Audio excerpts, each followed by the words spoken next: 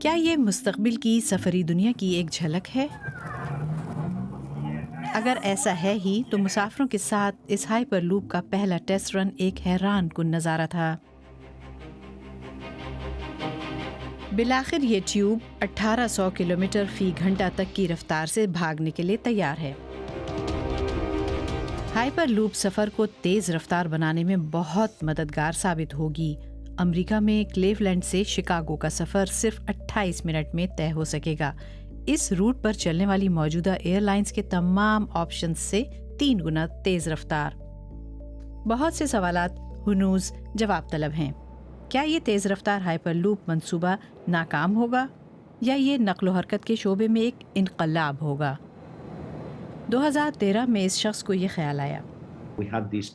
ہمیں ریگولیشن یا ضوابط کے مسائل کا سامنا ہے۔ ٹیکنالوجی ریگولیشن سے پہلے آ جاتی ہے۔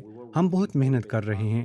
ہم پہلی کمپنی ہیں جو ٹرانسپورٹ ٹیکنالوجی کی سیفٹی اور سیکیورٹی کی معائنہ کاری جرمن ادارے ٹیف زیوٹ کے ساتھ مل کر ایک جامع ریگولیٹری فریم ورک تیار کر رہی ہے۔ ہائپر لوپ ٹیوبز بنانا ایک بہت ہی مہنگا پروجیکٹ ہے۔ اس ٹیوب کے 1 کلومیٹر کی تعمیر پر 60 ملین امریکی ڈالر کی لاگت آئے گی۔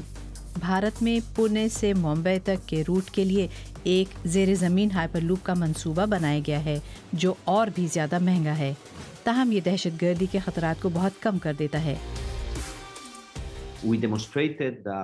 ہم نے یہ ظاہر کیا کہ ہائپر لوپ کی تعمیر پر نجی قرض فراہم کیا جا سکتا ہے اور یہ قریب 25 سال میں ادا ہو سکتا ہے۔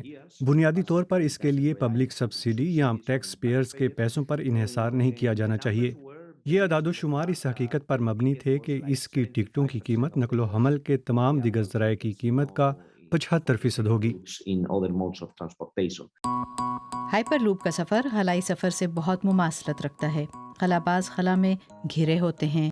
Hyper loop tube air friction کو کم کرتی ہے اور ٹیوب کو ڈریگ کرتی ہے، جس کی وجہ سے اس کی رفتار بہت تیز ہو جاتی ہے۔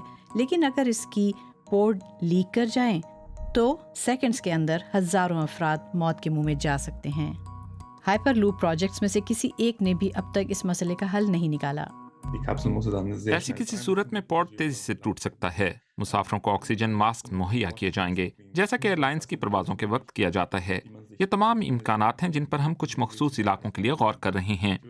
یقیناً یہ بہت مہنگا ہے، تو یہ مالی طور پر بھی کوئی معقول عمل نہیں ہوگا۔ سیفٹی یا حفاظت کے سنگین مسائل کے ساتھ اور انتہائی مہنگے سسٹم کو نصب کرنے کی لازمی شرط کے ساتھ اس پروجیکٹ کو کامیاب نہیں بنایا جا سکتا۔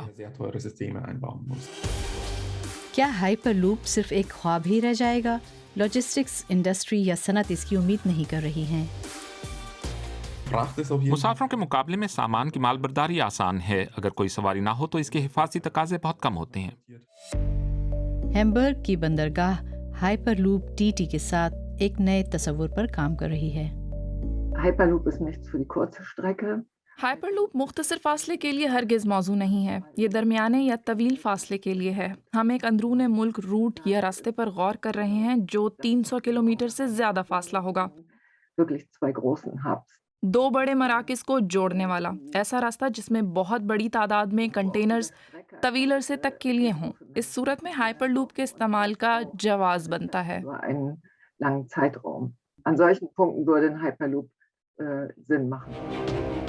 اگلا مرحلہ طویل آزمائشی رستوں کی تعمیر ہوگا، جن کے درمیان موڑ بھی آئیں گے، جو ایک چیلنج ہوگا۔ اس کے بعد ہائپر لوپ منصوبہ طویل سفر کے لیے اپنی فیزیبلٹی ثابت کرنے کے قابل ہو جائے گا، اپنی رفتار اور شہرت برقرار رکھتے ہوئے۔